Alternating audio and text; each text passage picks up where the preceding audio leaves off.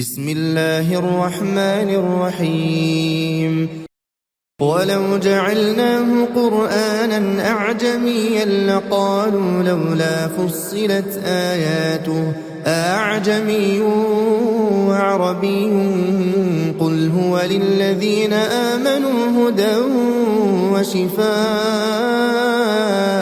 والذين لا يؤمنون في آذانهم وقر وهو عليهم عمى أولئك ينادون من مكان بعيد ولقد آتينا موسى الكتاب فاختلف فيه ولولا كلمة سبقت من ربك لقضي بينهم وإنهم لفي شك منه مريب من عمل صالحا فلنفسه ومن أساء فعليها وما ربك بظلام للعبيد إليه يرد علم الساعة وما تخرج من ثمرات من أكمامها وما تحمل من أنثى ولا تضع إلا بعلمه ويوم يناديهم أين شركائي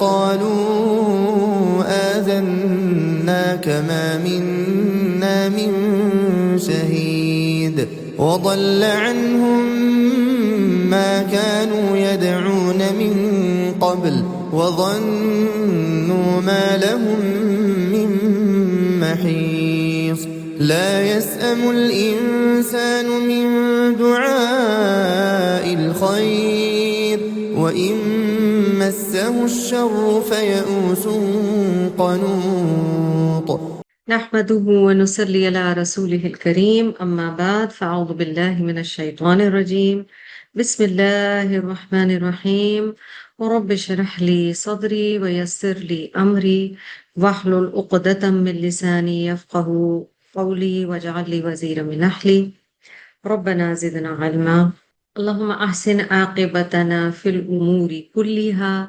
وأجرنا من خزي الدنيا وعذاب الآخرة رب يسر ولا تعسر وتمم بالخير اللهم آنس وحشتي في قبري اللهم ارحمني بالقرآن العظيم واجعله لي إماما ونورا وهدى ورحمة اللهم ذكرني منه ما نسيت وعلمني منه ما جهلت وارزقني تلاوته آناء الليل وآناء النهار واجعله لي حجة يا رب العالمين إلهي أنفس ولو جعلناه قرآنا عجميا لقالوا لولا فصلت آياته.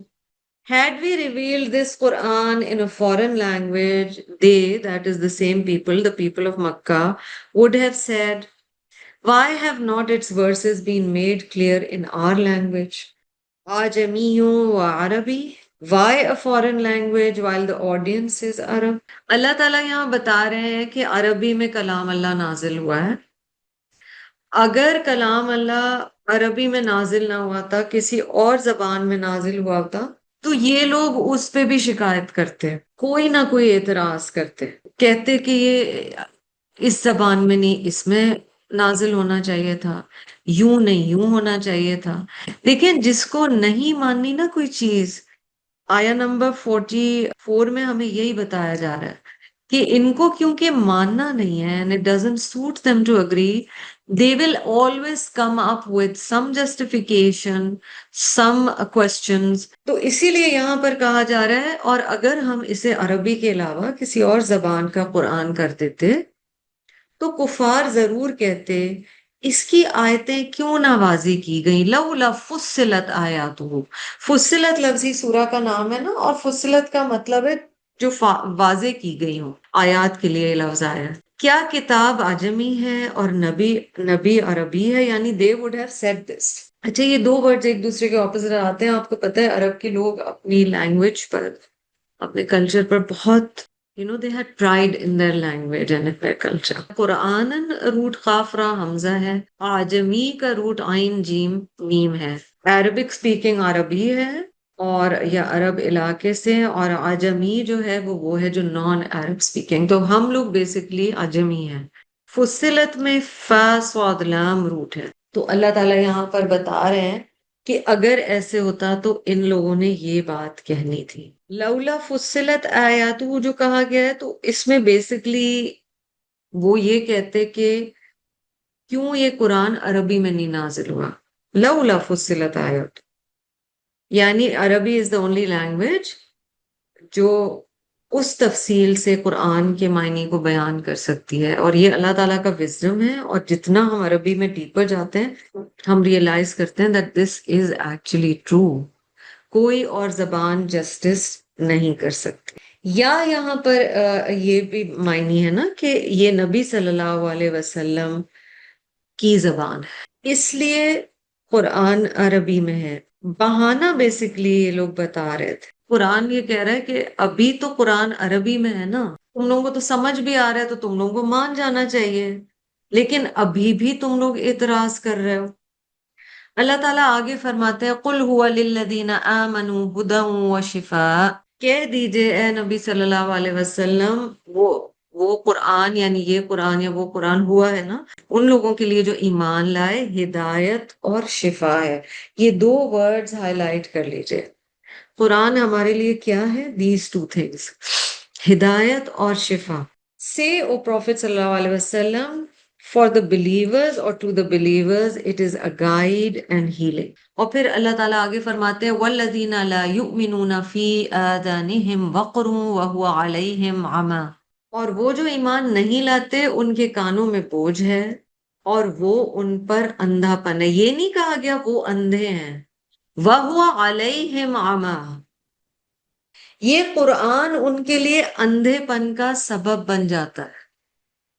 اور آپ کو پتا ہے کہ لفظ علا جب آتا ہے کسی چیز کے لیے تو that means that thing is a reasoning against you، یا یہ ہے کہ وہ چیز کسی کے لیے بوجھ ہے، کہ جیسے حدیث میں آتا ہے نا کہ قرآن یا تو حجت ہو سکتی ہے لکا تمہارے حق میں، یا پھر دوسرا لفظ ہے علیہ کا تمہارے خلاف، تو علا جہاں آتا ہے وہاں پر خلاف یا کسی کے اوپر ایک بوجھ کے معنی میں آتا ہے۔ تو اللہ تعالیٰ یہاں کہہ رہے ہیں کہ جو لوگ ایمان نہیں لائے ان کے تو کانوں میں بوجھ کا کام کرتا ہے۔ اچھا، دو طرح کے کیریکٹرز بتائے گئے ہیں اس آیت میں، ایک بلیورز ہیں ڈس بلیورز ہیں۔ للذین آمنوا کے لیے ہدایت اور شفا ہے، الذین لا یؤمنون کے لیے ان کے کانوں کا بوجھ کا سبب ہے اور وہ ان کے اوپر اندھا پن ہے۔ یعنی ایک چیز جو روشنی ہے، نور ہے، قرآن من الظلمات الی النور ہے، وہ نہ ماننے والوں کے لیے الٹا اندھے پن کا سبب ہے، اندھیروں کا سبب ہے۔ So they keep going from lack of awareness to disbelief to complete darkness about the beautiful meanings and miracles of the Quran۔ اور کانوں کا ذکر particularly کیوں کیا گیا پہلے؟ Because the first source of learning is when you listen۔ اگر انسان سننے کو تیار نہیں تو اس کا مطلب وہ سیکھنے کو تیار نہیں، وہ جاننے کو تیار نہیں، وہ خود کو پریزنٹ نہیں کر رہا for this learning، اور یہ کہ پھر وہ اس کے لیے عما کا سبب بھی ہے، اندھے پن کا سبب۔ انگلش میں بھی دیکھ لیتے ہیں، and the ones who do not believe it is merely their deafness and upon them blindness۔ أولئك ينادون من مكان بعيد، they are being called from a very far off place۔ گویا انہیں بڑی دور کی جگہ سے پکارا جا رہا ہے۔ جب کوئی دور سے آواز لگتی ہے نا، تو اگر آپ کو یہ پتا بھی چل رہا ہے کہ ایک ساؤنڈ ہے، آپ کو نیسیسریلی یہ نہیں پتا چلتا کہ وہ میننگ کیا آ رہی ہے۔ آپ کہتے ہیں کچھ دور سے شور کی آواز آ رہی ہے، but I can't really decipher کہ کیا کہا جا رہا ہے۔ یہاں پر یہی بات کہی جا رہی کہ لگتا ایسے کہ انہیں بڑی دور سے آواز دی جا رہی ہے۔ اچھا، جو ماننے والا ہو اس کے لیے ایسے ہوا جیسے بڑے قریب سے آواز دی جا رہی۔ تو یہاں پر اللہ تعالیٰ یہی بتا رہے ہیں and the ones who do not believe it is merely their deafness and their blindness because they act as if they are being called from a far off place so they don't hear or understand۔ pretend ایسے کرتے ہیں کہ اچھا مجھے تو آواز ہی نہیں آ رہی، اور قرآن کتنا گرافکلی امیجری کے ساتھ یہ ایکسپلین کر رہا ہے. شفا کا روٹ شین فا یا ہے، آدانہم حمزہ دال نون ہے، عما کا عین میم یا ہے، یونادونا کا روٹ نون دال واو ہے، مکان کا روٹ کاف واو نون ہے، اور بعید کا روٹ با عین دال ہے. اب ہم دیکھتے ہیں کہ فی آدانہم وقرن کہا گیا ہے، تو یعنی انہیں اسلام اور قرآن کی حکمت نہ سننی ہے. ساتھ عما اس لیے کہا گیا کہ انہیں نظر بھی نہیں آ رہی. یاد رکھیں قرآن صرف آواز نہیں ہے. اب جیسے ابھی پنکھا چل رہا ہے یا اسی چل رہا ہے تو ایک ساؤنڈ ہمارے کانوں سے ٹکرا رہا ہے. That doesn't really mean anything to us. But for disbelievers جو قرآن کا میسج ہے وہ ان کے لیے ایسے ہے جیسے ایک آواز تو آ رہی ہے بٹ absorption نہیں ہے. اللہ ہمیں اس سے محفوظ رکھے. And that's why it's so important to reflect on the Quran and learn from it and know from it, because سبحان اللہ قرآن کا معنی جاننا ضروری ہے. تو قرآن صرف آواز نہیں، الفاظ بھی ہیں، معنی بھی ہیں، لیکن they treat it just as a sound. یہ جو کہا گیا نا دور سے آواز آ رہی ہے بعید، تو یعنی تلاوت سنتے ہیں مگر اثر نہیں ہوتا. جب اثر نہیں ہوتا تو نہ ہدایت ہے نہ شفا. ہم میں سے بہت سارے لوگ اپنی زندگی کی قرآن جرنی کو اگر دیکھیں تو ہم کہتے ہیں کہ since I was a kid, I was a born Muslim، تو مجھے بتایا تو جاتا تھا لیکن جب تک میں نے غور و فکر نہیں کیا مجھے پتہ نہیں تھا اس کے بارے. پھر دور سے آواز آتی ہے، سب سے بیسک معنی تو یہی ہے. ایک معنی اس کا یہ بھی کیا گیا ہے تفسیر میں، اولئک ینادون من مکان بعید، وہ بڑی دور کی جگہ سے بلائے جائیں گے. اور اس کا ایک لیئرڈ میننگ یہ کیا گیا ہے کہ قیامت کے دن ان کو برے ناموں سے پکارا جائے گا. they will be called with not respectful names. قرب والی کیفیت نہیں ہے، یہ دور ہے، یعنی یہ اللہ تعالیٰ کی رحمت سے بھی دور ہے. بنیادی طور پر آیا نمبر 44 یہ کہہ رہی ہے کہ جو ماننا نہیں چاہتا وہ 10 بہانے کرے گا اور وہ سننا بھی نہیں چاہے گا. آپ نے دیکھا چھوٹے بچے ہوتے ہیں وہ منہ بند کر لیتے ہیں اگر ان کا کھانے کا دل نہیں چاہا. ان کا اس علم کے ساتھ یہی ریلیشن شپ ہے. تو ایک تو یہاں یہ بات ہم سمجھ گئے، اور نہ ماننے والوں کی حجتیں بھی ہمیں یہاں سمجھ آ گئی. Let's for a moment reflect upon ہدایت اینڈ شفا، these two aspects that have been discussed over here. Quran کے اگر آپ قرآن کے اسٹوڈنٹ ہیں یا آپ قرآن پڑھا رہے ہیں، آپ قرآن کی خدمت کر رہے ہیں، جب بھی کبھی آپ سے پوچھا جائے یا آپ اپنے آپ سے پوچھیں قرآن کا پرپس کیا ہے، آپ یہ دو چیزیں پکڑ لیں، ہدایت ہے اور شفا ہے. اور اسی آرڈر میں پہلا مقصد قرآن پاک کا ہدایت ہے، بونس مقصد شفا ہے. دیکھیں ایک ہے کہ ہم قرآن کو برکات کے لیے استعمال کرتے، اللہ تعالیٰ معاف فرمائے جیسے اویئرنیس نہیں ہوتی تھی تو قرآن کو برکات کے لیے اس طرح بھی یوز کیا جاتا تھا کہ لڑکی رخصت ہو رہی ہے تو اوپر سر کے قرآن ہے. سو مور لائک اے پراپ. قرآن کا پرائمری پرپس ہے، پہلا مقصد ہے وہ ہدایت، وہ ہمیں بتاتا ہے ہمیں زندگی کس طرح گزارنی. سیکنڈری پرپس یہ ہے کہ شفا ہے، بیماری کو دور کرتا ہے. اب وہ جسم کی شفا بھی ہو سکتی ہے اور وہ روح کی شفا بھی ہو سکتی ہے، دونوں شفا ہیں، ہدیٰ و شفا. اور اس میں کوئی حرج نہیں اگر اسے شفا کے لیے استعمال کیا جائے. مثلا جو سورت فاتحہ ہے ہمیں بہت اچھی طرح پتا ہے کہ اسے الشفا کا نام دیا گیا سورہ. تو کسی قسم کی بھی روحانی جسمانی بیماری ہو، the best رقیہ is الفاتحہ، آیت الکرسی، سورہ اخلاص، سورہ فلق اور سورہ ناس. جو سمپلسٹ رقیہ ہے نا بیسکلی وہ یہ ہے. وہ اپنے اوپر بھی صبح اور شام دم کرنا چاہیے، جیسے نبی صلی اللہ علیہ وسلم کا طریقہ تھا سونے سے پہلے یہ جو 3 قل بتائے ہیں یہ ہاتھ پر پڑھ کر پھونک کے وہ جہاں جہاں تک ہاتھ جسم پہ جاتے تھے وہ پھیرتے تھے. تو یہ چیزیں پروٹیکشن ہے، ٹھیک ہے. اور قرآن میں ہمیں یہ تو پتہ چل ہی گیا ہے ہماری روح کی بھی شفا ہے. اللہ تعالیٰ ہماری حفاظت کرے بخس، کینہ، مال کی محبت، جھوٹ، لالچ، حسد، ان ساری دل کی جو بیماریاں ہیں، اور ایون شرک، کفر، ان سب بیماریوں کا علاج قرآن. اور پھر جسمانی شفا بھی ہے. تھوڑا سا پرابلم یہ آتا ہے کہ ہم اسے جو سیکنڈ پرپس ہے صرف اس کے لیے استعمال کرنا شروع کر دیتے ہیں، جبکہ پرائمری پرپس ہدایت ہے اور اس کے لیے قرآن کا سمجھنا ضروری. وَلَقَدْ آتَيْنَا مُوسَى الْكِتَابَ فَاخْتُلِفَ فِيهِ وَلَوْلَا كَلِمَةٌ سَبَقَتْ مِن رَبِّكَ لَقُضِيَ بَيْنَهُمْ وَإِنَّهُمْ لَفِي شَكٍّ مِّنْهُ مُرِيبٍ. Before this قرآن اللہ تعالیٰ بتا رہے ہیں کہ اس قرآن کے آنے سے پہلے کیا تھا. We had given the book to Musa علیہ السلام and it was similarly disputed. تو اللہ تعالیٰ بتا رہے ہیں جیسے کہ پیچھے بھی بتایا گیا نبی صلی اللہ علیہ وسلم کو کہ پچھلے انبیاء بھی آئے تھے تو اللہ تعالیٰ کہہ رہے ہیں اور بے شک ہم نے موسیٰ علیہ السلام کو کتاب عطا فرمائی تو اس میں اختلاف کیا گیا. وَلَوْلَا كَلِمَةٌ سَبَقَتْ مِن رَبِّكَ لَقُضِيَ بَيْنَهُمْ. اور اگر تمہارے رب کی طرف سے پہلے بات نہ ہو چکی ہوتی نہ گزر چکی ہوتی ان کے درمیان فیصلہ کر دیا جاتا. وَإِنَّهُمْ لَفِي شَكٍّ مِّنْهُ مُرِيبٍ. اور بے شک وہ ضرور قرآن کی طرف سے ایک دھوکہ ڈالنے والے شک میں ہے ایک بے چین کرنے والے شک میں ہے.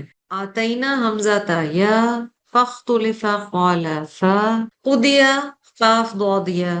مریب ریب کہتے ہیں شک ایسا جو بے چین کرتے. Before this Quran, we had given the book to Musa alayhi salam and it was similarly disputed. If your Rabb had not already given a word or a decision, the judgment would have been passed between the disputants. Grave are their suspicions about it. ایک فیصلہ کر دیا گیا ہے. اللہ تعالیٰ نے فیصلہ کیا کیا تھا؟ رب تعالیٰ نے فیصلہ یہ کیا تھا کہ لوگوں کو موقع دیا جائے گا اور دنیا میں اللہ تعالیٰ فیصلہ فرماتے ہیں مگر سزا بہت دفعہ آخرت کے لیے چھوڑ دیتے ہیں. اور یہاں پر یہی بات کی جا رہی ہے کہ اگر اللہ تعالیٰ نے یہ فیصلہ نہ کر لیا ہوتا تو بے شک ان لوگوں کا آج ہی فیصلہ کر دیا جاتا. بٹ آخرت میں کیونکہ فیصلے کی بات کی گئی ہے اس لیے ابھی یہ فیصلہ نہیں ہو رہا.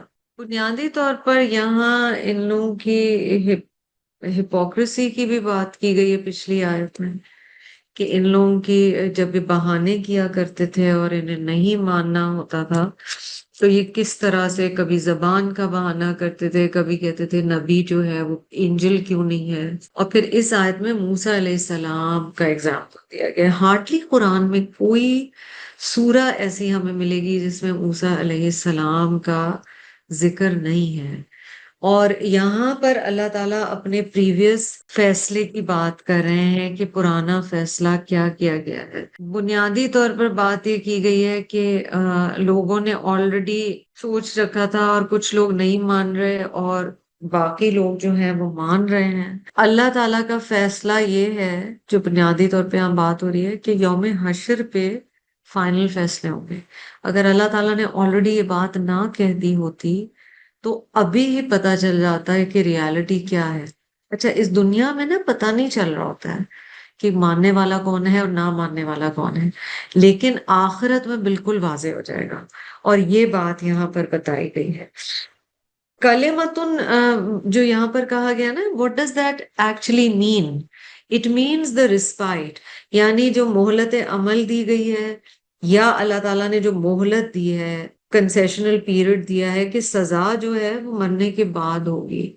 جزا اور سزا دنیا کے بعد ہوگی. آیا نمبر 46 پر چلیے. بڑی خوبصورت آیت ہے. من عمل صالحا فلی نفسی. یہ ان آیات میں سے جو ہمیں کہیں لکھ کے لگا لینی چاہیے. جس نے عمل کیا نیک تو اس کے اپنے نفس کے لیے ہے. He who does good deeds does it for his own self. کسی اور کے لیے نہیں کیا ہے کسی اور پر فیور نہیں ہے. یہ ہر چیز میں ہوتا ہے. مجھے لگتا ہے کہ بہت دفعہ ایسے ہوتا ہے کہ ہیومنز کی نا بہت زیادہ شکر گزاری. ایک تو ہمیں حضور صلی اللہ علیہ وسلم نے اخلاق کے اعتبار سے بتایا that we should be grateful to people if they are kind to us and try to give back. But do remember اللہ سے دعا ہے کہ ہماری بھی اور ہمارے جو ارد گرد بھی لوگ ہیں ان کی نیتیں خالص ہوں. اگر کوئی صدقہ دے رہا ہے اور آپ کو پتہ چلا ہے کہ وہ بہت جنرس ہے وہ اپنی ذات کے لیے کر رہے ہیں. آپ اپریشیٹو ہو سکتے ہیں استاد کے آپ اور ہم جیسے والدین کے ہم شکر گزار ہوتے ہیں. ہم اساتذہ کے خاص طور پہ قرآن کے اساتذہ یا داعیان کے اور اس سے بھی آگے جائیں علماء اس سے بھی آگے جائیں تو تابعین تبع تابعین اس سے آگے جائیں صحابہ اور پھر چین جا کے رکتی ہے رسول اللہ صلی اللہ علیہ وسلم سے اور پھر رسول اللہ صلی اللہ علیہ وسلم کی چین جا کے آدم علیہ السلام تک یہ جو پورا ہدایت کا سفر ہے. We are grateful. however اس کا جو اجر ملے گا نا وہ اس شخص کو ملے گا. یہ میرے اور آپ کے لیے جاننا کیا ضروری ہے. اس لیے کہ ہم جو چیز کر رہے ہوں ہم یہ نہ سمجھیں کہ ہم اگر کوئی نیکی کریں، مثلا میں اور آپ یہ قرآن بھی بتاتا ہے، کئی دفعہ ہم صدقہ خیرات کرتے ہیں نا اور ہمیں لگتا ہے ہم کسی کے لیے بہت بڑا فیور کر، ہم تو اپنی ذات کے لیے کر رہے ہیں. Females particularly in our cultures are taught that they are conditioned that their life is just about responsibilities. بحیثیت بیٹی، بحیثیت ماں، بحیثیت بیوی، میری زندگی صرف ذمہ داری ہے. یہ آیت میرے لیے اور آپ کے لیے ہے.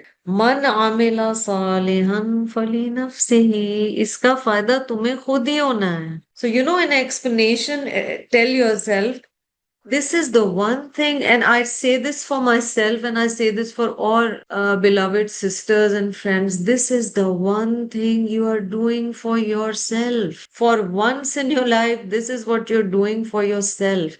کیونکہ اس کا فائدہ دنیا میں بھی ہے، اللہ کی مدد آتی ہے، برکات آتی ہے، ہدایت ملتی ہے، اور اس کا فائدہ برزخ میں بھی اور اس کا فائدہ آخرت میں بھی. اور قرآن کئی جگہ بتاتا ہے نا کہ اگر کوئی گناہ کرتے ہو تو اس کی پنشمنٹ بھی تم پہ ہی آئے گی.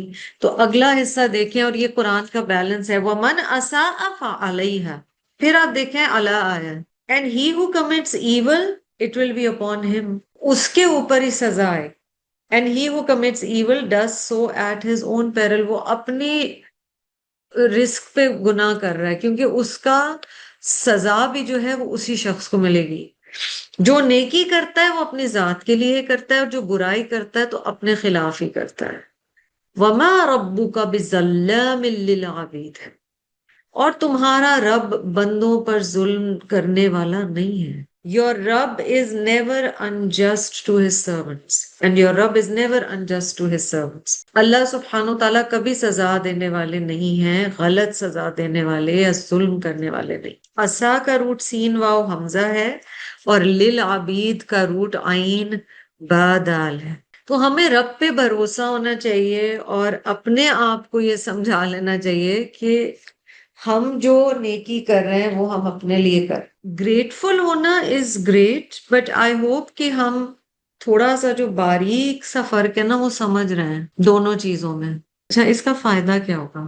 ہم اپنے آپ کو جو بہت ہمارے اندر ایک کانورسیشن چل رہی ہوتی ہے، اور کئی دفعہ جو آپ لوگوں کے ساتھ مثلا معاملات میں نیکی کرتے ہیں، کوئی چیز معاف کر دیتے ہیں، کسی نے آپ کے ساتھ اچھا نہیں کیا آپ پھر بھی اس کے ساتھ اچھا کر رہے ہیں، ٹھیک ہے، لین دین والی چیز نہیں ہو رہی، اس میں ذہن میں یہ رکھیے کہ وہ ہم اپنے لیے کر رہے ہیں. کیونکہ کئی دفعہ ایسے ہوتا ہے اجر نہیں ملتا نا. انسان ہے، آپ کی گھر کوئی ہیلپر کام کر رہی تھی، آپ نے ان کے ساتھ بہت بھلائی کی، آپ نے بڑے مشکل وقت میں ساتھ دیا، پھر اللہ نہ کرے کوئی بیماری آئی، کوئی اور چیز آئی، کوئی گھر میں بچے کی شادی ہے اور اسی وقت وہ چھوڑ کے چلی گئی. اب بندہ نعوذ باللہ بددعاؤں پہ تو نہ آ جائے، یا کہے میں نے تمہارے ساتھ اتنا اچھا کیا، تم میرے ساتھ یہ کر رہی ہو. وہ جو دیا وہ آپ نے اپنے لیے دیا، اور وہ آپ کے لیے فکس ڈپازٹ میں جا چکا ہے. You don't have to worry. ٹھیک ہے، انسان ہے، دکھ ضرور ہوتا ہے، اور اللہ تعالیٰ ہمیں ہیلنگ دے. میں آج یہ سوچ رہی تھی کہ کتنی چیزیں ایسی ہیں جو بہت بہت پہلے پاسٹ میں ہوئی ہوتی ہیں زندگی میں، اور ہم ابھی تک ان چیزوں سے نکل نہیں پائے ہوتے، ہیلنگ نہیں ہماری ہوئی ہوتی. اور اللہ تعالیٰ اس کے لیے، میں اپنے لیے معافی مانگتی ہوں، ہم سب اپنے لیے معافی مانگیں کہ اللہ معاف کر دے. کیونکہ پھر تھوڑا سا بوجھ رہ جاتا ہے نا دل میں، ایک وہ تکلیف رہ جاتی. لیکن اگر ہم صرف اللہ کے لیے معاف کریں تو شاید ہم ٹھولی معاف کر سکیں.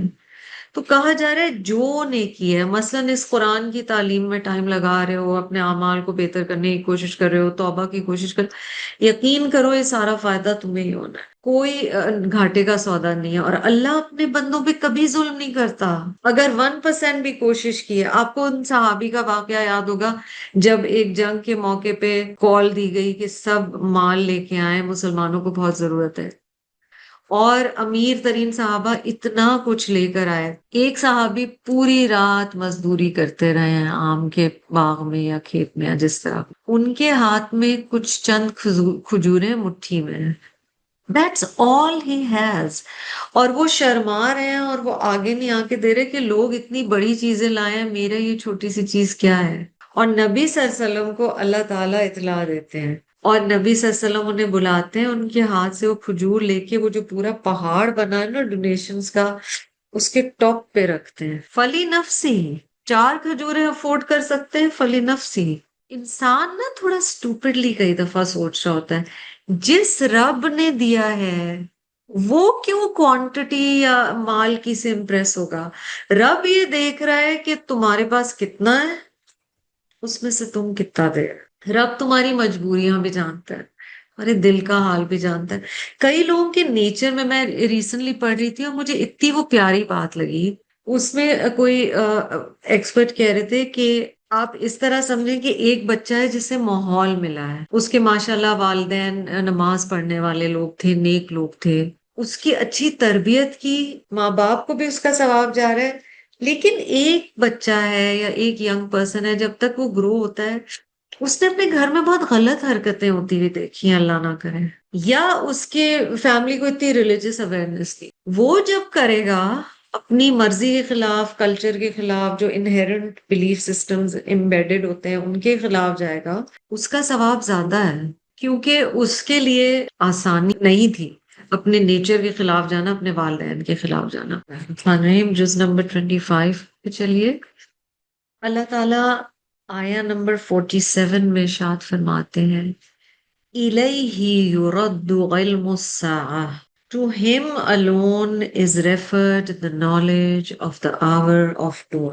تو اللہ تعالیٰ یہاں ارشاد فرما رہے ہیں اسی کی طرف لوٹتا ہے علم الساعت کا، یعنی اللہ سبحانہ و تعالی کی طرف ہی جاتا ہے قیامت کی گھڑی کا علم، کس وقت قیامت آئے گی. قیامت کے علم کا حوالہ اللہ ہی کی طرف لوٹایا جائے. اس حصے کو پہلے ذرا سا ہم دیکھ لیتے ہیں.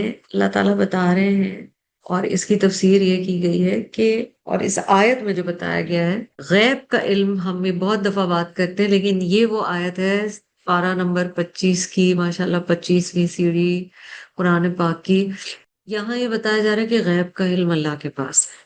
غیب میں سب سے پہلی بات کی گئی ہے علم الساعہ، قیامت کب آئی. This knowledge rests entirely with Allah. کسی نبی یا رسول کو بھی اس کا پتہ نہیں، کسی فرشتے کو بھی اس کا پتہ نہیں.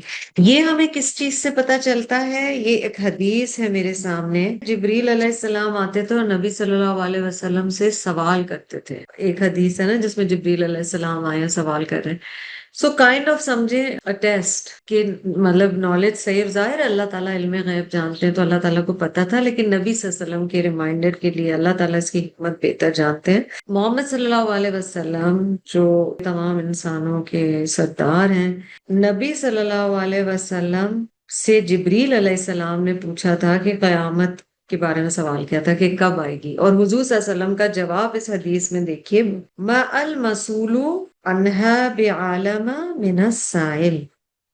The one who is asked about it does not know more than the one who is asking. جس سے پوچھا جا رہا ہے وہ پوچھنے والے سے زیادہ نہیں جانتا. اور اس حدیث سے ہمیں یہ پتہ چل گیا کہ نہ فرشتوں کو، نہ انبیاء اور رسل کو پتا ہے کہ قیامت کب آئے گی. اور اس آیت میں مزید جو نیچر کی نا، اللہ کی تخلیق کی مائکرو ڈیٹیلز ہیں ان کا ذکر کیا گیا ہے کہ یہ تفصیلات بھی صرف اور صرف اللہ سبحانہ و تعالیٰ جانتے ہیں. لفظ یردو کا روٹ را دال دال ہے، تو رد کہتے ہیں جب کوئی چیز ریٹرن کی جاتی ہے. آگے چلیں جی، اردو میں دیکھتے ہیں پہلے. وَمَا تَخْرُجُ مِن ثَمَرَاتٍ مِّنْ أَكْمَامِهَا وَمَا تَحْمِلُ مِنْ أُنثَىٰ وَلَا تَدَعُ إِلَّا بِعِلْمِهِ. اور کوئی پھل اپنے غلاف سے نہیں نکلتا، یعنی پھل بھی نہیں کہا گیا، اکمامہا کہا گیا. کوئی پھل اپنے غلاف سے نہیں نکلتا، اور نہ کوئی مادہ حاملہ ہوتی ہے، اور نہ وہ بچہ جنتی ہے مگر اس کے علم سے. کیا خوبصورت بات کی گئی ہے. No fruit comes out of its sheath. جیسے بنانا اپنے ذہن میں لائی نا، اوپر غلاف ہے. No fruit comes out from its sheath اور its cover. nor does a female conceive, یعنی کب پریگننٹ ہوئی ہے. بہت دفعہ ماں کو کئی مہینے یہ کہانیاں ہم سنتے ہیں، پتہ ہی نہیں تھا کہ میں پریگننٹ ہوں، اور مجھے تو اب میں نے سوچا کہ اب تو وہ دن گئے اور پھر مجھے پتا چلا کہ میں پریگننٹ ہو گئی. آپ سوچیں، نہیں پتا ہوتا. آپ اینیملس کا سوچئے، وہ تو جا کے لیبورٹری میں بلڈ ٹیسٹ یا ٹیسٹ نہیں کرا رہے ہوتے ٹو فائنڈ آؤٹ کہ پریگننٹ ہے یا نہیں. رب جانتا ہے. Nor does a female conceive, nor she gives birth, but with his knowledge. مستقبل کا علم صرف رب تعالیٰ جانتے ہیں. اگر کوئی اور کلیم کرے تو وہ غلط کہہ رہا ہے. اسی لیے اللہ سے دعا کرنی چاہیے کہ اللہ تعالیٰ ہمیشہ خیر. اور صبح شام کی دعاؤں میں اس نیچر کی دعائیں موجود ہیں. پلیز صبح شام کی دعاؤں کو باندھ لیں. پروٹیکشن پروٹیکشن پروٹیکشن، یہ نبی صلی اللہ علیہ وسلم نے ہمیں سکھائی نہیں ہے، تو ہمارے لیے ضروری ہے. اچھا، ایک یہ بھی معنی اس میں لیا گیا کہ پیچھے ظلام للعبید کی بات کی گئی تھی، اور پھر اب یہ جو آیت ہے اس میں اللہ تعالیٰ کے علم کی بات کی گئی ہے. اور اکثر کچھ انسان دوسروں پر ظلم اس لیے کر جاتے ہیں کیونکہ انہیں دوسرے کی پوری سچویشن کا علم نہیں ہوتا. چاہ کے بھی، ایمپتھی رکھتے ہوئے بھی ہو سکتا ہے نہ پتا ہو. جو جس چیز سے گزر رہتا ہے اسے ہی علم ہوتا ہے. یا یہ ہے کہ کئی دفعہ اویئرنیس نہیں ہوتی. زندگی ہم نے بہت سارے فیصلے کیے ہوں گے جو اللہ کے کلام کے مطابق نہیں ہیں، اور دوسرے لوگوں کے ساتھ ہو سکتا ہے ہم نے ناانصافی کی ہو، ہے نا. کئی دفعہ لوگ بچوں کی شادی میں ان کی مرضی نہیں پوچھ رہے ہوتے. کئی دفعہ سکسیشن کے جو انہیریٹنس کے لاز ہیں، وراثت کے جو احکامات ہیں، اس میں ہم ظلم کر جاتے ہیں، اور وہ لیک آف اویئرنیس کی وجہ سے ہوتا ہے. اللہ تعالیٰ کے علم کا جو فوراً ذکر آیا نا، اس کا پچھلی آیت سے بھی تعلق. اللہ تعالیٰ کیونکہ ہر چیز کا علم رکھتے ہیں تو وہ کبھی ظلم نہیں کرتے. Allah is never unfair. Allah never oppresses. Allah never does ظلم as he knows everything. پھر اللہ سبحانہ و تعالیٰ فرما رہے ہیں وَيَوْمَ يُنَادِيهِمْ أَيْنَ شُرَكَائِي، اور جس دن وہ انہیں پکارے گا میرے شریک کہاں ہیں. قَالُوا آذَنَّاكَ مَا مِنَّا مِن شَهِيدٍ، تو کہیں گے ہم تجھ سے کہہ چکے ہیں ہم میں کوئی گواہ نہیں. یعنی we've already said it. کہاں سے ہم گواہ لائیں. اکمامی ہاں کا روٹ تھوڑا انیوژل ہے. کاف میم میم یہاں پر روٹ ہے. It's used for covers, sheaths, husks. ٹھیک ہے، اوپر جو چھلکا ہوتا ہے کسی کے یا غلاف ہوتا ہے کسی چیز کے. تدعو، واو ضاد عین یہاں پر روٹ ہے. ینادیہم نون دال واو یا نون دال یا، اسی سے لفظ ندا ہے، پکارنا، to call out, to proclaim, to summon. اب ہم دوبارہ یہاں دیکھیں کہ اللہ تعالیٰ نے بتایا کہ قیامت کا علم اللہ کے پاس ہے، اور جو مائنیوٹ ترین ڈیٹیلز ہیں، یعنی پھل جو چھلکے میں ہے.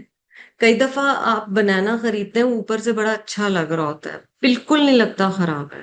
آپ اسے کٹ کرتے ہیں، بیچ میں بلیک کچھ آ چکا ہے. رب جانتا ہے. اسی طرح ماں جب پریگننٹ ہوتی ہے، وہ ماں 9 مہینے بچے کو کیری کر رہی ہے، ہیومن ہے یا اینیمل ہے. اس ماں کو نہیں پتا کہ میرے بچے کی شکل کیسی ہوگی جب یہ پیدا ہو، اس کا مزاج کیا ہوگا. The mother doesn't know. یہ رب تعالیٰ جانتے ہیں. So just to know کہ اللہ سبحانہ و تعالیٰ غیب کی کیا کیا چیزیں جانتے ہیں اور ہم کبھی نہیں سوچ سکتے. بڑی ایکسائٹمنٹ ہوتی ہے کہ جب وہ بچہ آتا ہے وہ ایکچولی گیا کس پہ ہے. We know nothing. اور پھر اس بچے کا فیوچر بھی جاننا. اور ڈاکٹرز بہت دفعہ کیلکولیٹ کرتے ہیں اور کہتے ہیں اس تاریخ کو بچہ پیدا ہوگا. کئی دفعہ یہ بھی باتیں بڑی بڑی ہو جاتی ہیں کہ اس دن میں سی سیکشن کر دوں گی آپ کا، آپ آ جائیے گا، لیکن اس سے پہلے ہی بچہ ہو جاتا ہے. بٹ سبحان اللہ، the detailing in this verse کہ اللہ تعالیٰ کو کیا کیا چیزیں پتہ ہیں. اور آخر میں جو یہ بتایا گیا نا، on the day of judgment Allah will ask the disbelievers, where are those partners that you associated with me? They will answer, we confess that none of us can vouch for them. اس دن وہ سارے شرک کے تعلقات تو ہو گئے ختم، اور اس دن رب تعالیٰ ہی فیصلہ کرنے والے ہیں. اور اللہ تعالیٰ یہاں پر اس آیت کے ذریعے کہہ رہے ہیں کہ اگر یہ آج ہی سمجھ جائیں تو کہ کوئی مددگار نہیں ہوگا، اس دن تو یہ بچ جائیں گے. دنیا میں انسان بہت سارے گناہ دوسرے انسانوں کے پیچھے کرتا ہے انہیں خوش کرنے کے لیے، لیکن اللہ تعالیٰ یہاں بتا رہے ہیں کہ کوئی فائدہ نہیں ہوگا. اگلی آیت کی طرف چلیں، 48. وَضَلَّ عَنْهُمْ مَا كَانُوا يَدْعُونَ مِن قَبْلُ وَظَنُّوا مَا لَهُم مِّن مَّحِيصٍ. اللہ تعالیٰ اس آیت میں ارشاد فرما رہے ہیں those deities whom they used to invoke will vanish. ضل عنہم، ان سے وہ جو جھوٹے خدا تھے نا وہ گم ہو جائیں گے، اس دن کوئی سہارا دینے والا نہیں ہوگا. will vanish from them and they shall realize that there is no escape. ظنوں کا لفظ جو ہے ضاد نون نون سے، یہ لغت ازداد میں آتا ہے which means اس میں گمان کے معنی بھی ہیں اور اس میں یقین کے معنی بھی ہیں، اسپیکولیشن کے معنی بھی ہیں اور implicit faith کے معنی بھی ہیں. اینڈ آن دیٹ ڈے انہیں پکا پتا چل جائے کہ اب کوئی اسکیپ نہیں ہے. ضل ضاد لام لام، یدعونا دال عین واو، اور محیص ہا یا صاد. سو محیص basically means when you run away from something to save yourself, escape, flee, to find a place of refuge. انہیں اس دن پتا چل جائے گا کہ بچنے کی کوئی جگہ نہیں ہے، اور جن کو وہ پہلے پوچھتے تھے تو وہ ان سے غائب ہو گئے اور وہ سمجھ گئے کہ ان کے لیے کہیں بھاگنے کی جگہ نہیں. تو آخرت کے بارے میں اس آیت میں بتایا جا رہا ہے، اور پچھلی آیت سے اور اس آیت کو کنیکٹ کریں کہ اگر آج انہیں سمجھ آ جائے کہ یہ جنہیں اللہ کے علاوہ جن پر ریلائے کرتے ہیں اس دن وہ بچا نہیں سکیں گے، بچ نکلنا، فرار حاصل کرنا اس دن ممکن نہیں ہوگا. there'll be no running away. یہ آیات ہمیں بنیادی طور پر یہ سمجھا رہی ہیں کہ دنیا دار الجزا نہیں ہے، دنیا دار العمل ہے. یہاں کی کامیابی پرماننٹ کامیابی نہیں ہے، یہاں کی ناکامی پرماننٹ ناکامی نہیں ہے. We are being given a reality check in these verses. اللہ تعالیٰ آگے فرماتے ہیں لا يسأم الانسان من دعاء الخیر. Man is never tired of praying for good. یعنی اللہ تعالیٰ کہہ رہے ہیں تم لوگ خیر مانگتے تھکتے نہیں ہو. لا يسأم الانسان من دعاء الخیر. یسئم سین حمزہ میم ہے جی روٹ. اللہ تعالیٰ فرما رہے ہیں انسان خیر یا بھلائی مانگتے تھکتا نہیں. Man is never tired of praying for good. وَإِن مَسَّهُ الشَّرُّ, but then any evil befalls him, یعنی کوئی مشکل وقت آ جاتا ہے. فَيَئُوسٌ قَنُوطٌ. یعوس کا روٹ ہے جی یا حمزہ سین. مایوس کا لفظ اسی سے ہے. To despair, to lose hope, to despond. مسہو کا میم سین سین ہے جب کوئی چیز چھو جاتی ہے. ٹو ٹچ اور افلکٹ، افلکشن کے معنی میں بھی آتی ہے کہ کوئی مشکل چھو جائے. تو اللہ تعالیٰ یہاں پر بتا رہے ہیں کہ انسان خیر مانگتے تھکتا نہیں، اور جب کوئی مشکل آ جاتی ہے تو بالکل مایوس ہو جاتا ہے. He loses hope. قنوط کی حالت میں چلا جاتا ہے، قنوطی ہو جاتا ہے. He is in despair. سورۃ الزمر میں یہی والا روٹ آیا تھا نا، قنوط والا، لا تقنطوا من رحمت اللہ. تو وہاں پر بھی یہی بات کی گئی تھی. آدمی بھلائی مانگنے سے نہیں اکتاتا، اور اگر اسے کوئی برائی پہنچے تو بہت نا امید، بڑا مایوس ہو جاتا ہے. یاد رکھیں یہاں یہ نہیں کہا جا رہا کہ اچھی بات ہے اللہ نہ کرے مشکل مانگنا، یا مشکل پسند ہو جائیں ہم، یا مشکل مانگنا شروع کر دیں. یہ بھی نہیں کہا جا رہا کہ اللہ سے خیر مانگنا کوئی غلط چیز ہے. یہاں بنیادی طور پر بس یہ کہا جا رہا ہے it's like a statement of a fact کہ انسان کا نیچر یہ ہے، وہ بس بھلائی مانگتا جاتا ہے، مانگتا جاتا ہے، مانگتا جاتا ہے. اور ہم ایک لمحے کو اس آیت کی روشنی میں اپنی دعاؤں کو اینالائز کریں. اللہ تعالیٰ اپنی رحمت سے ایک دعا پوری بھی کر دیتے ہیں نا، مان بھی جاتے ہیں. It moves on to the next level, then it moves on to the next level, then it moves on to the next level. یہ ہماری زندگی کی حقیقت ہے جس سے ہم سب اگری کرتے ہیں. اللہ سبحانہ و تعالیٰ ہمیں اور ہمارے اہل و عیال کو عفو عطا فرمائے، عافیت عطا فرمائے، استقامت عطا فرمائے، اور ایمان کامل عطا فرمائے. وآخر دعوانا الحمد للہ رب العالمین. My sincere apologies for not warning you beforehand that the class will be wrong. Assalamu alaikum wa rahmatullahi wa barakatuh.